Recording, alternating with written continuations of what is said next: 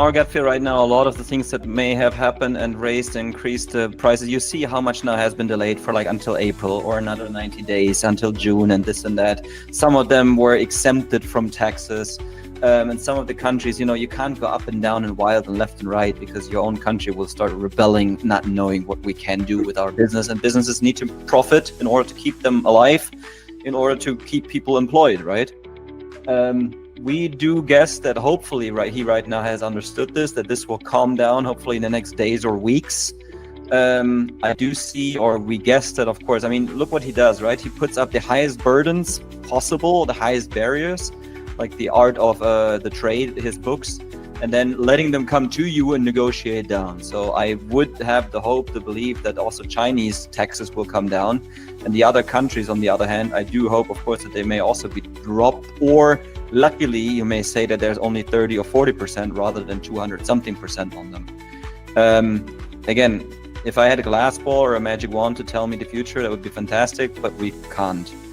Let's just hope that sanity will come in place and it will reduce. It can't continue forever. What are you going to do without China? What are you going to produce inside the US, everything on your own? Unlikely, right?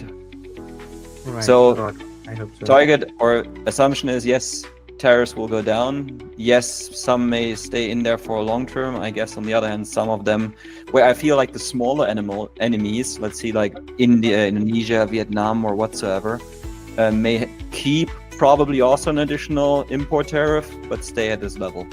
He's fighting, in my opinion, against China. But yet, on the other hand, what you should understand, I think one of the biggest things that we have seen also in the past, like years ago already, is that the Chinese have invested, I think the deal was with 400 or 600, I think $600 million to build electronic companies producing factories in Mexico.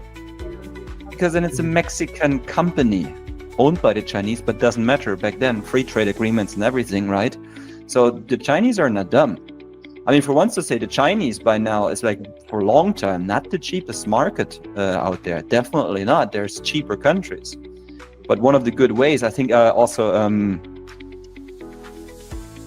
Tim Cook, Apple, said it himself that, you go to China not because it's cheap, but they're so professional now. They have all those setups, they have all the systems, they have all the production lines, the professionalism about producing and creating good quality constantly is one of the reasons to work with China with. China is investing heavily money into other countries. Also, like China's China is Africa. China has been investing for years into Africa. China has been investing for years or decades into Vietnam and other countries as well.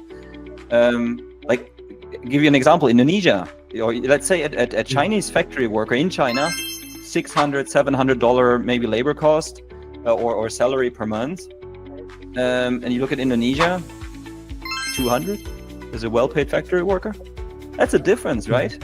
But you go to Indonesia, you do not see the same professionalism, the same automation, the same quality control as in a really developed industrial production country like China.